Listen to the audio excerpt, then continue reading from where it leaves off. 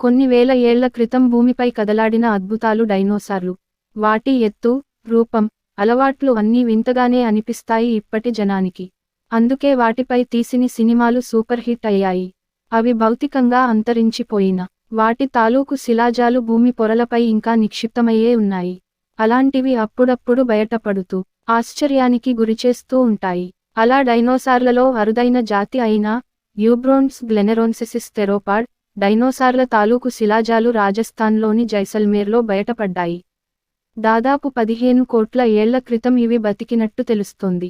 ఇవి ఇంతవరకు France, Poland, Slovakia, Italy, Spain, Sweden, Australia, అమెరికాలలోనే బతికేవని అనుకున్నారు.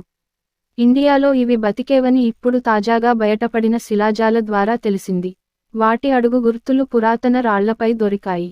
వాటిని బట్టి ఒక్కో డైనోసార్ 1 నుంచి 3 మీటర్ల ఎత్తు, 5 నుంచి 7 మీటర్ల పొడవు ఉంటాయని శాస్త్రవేత్తలు అంచనా వేశారు.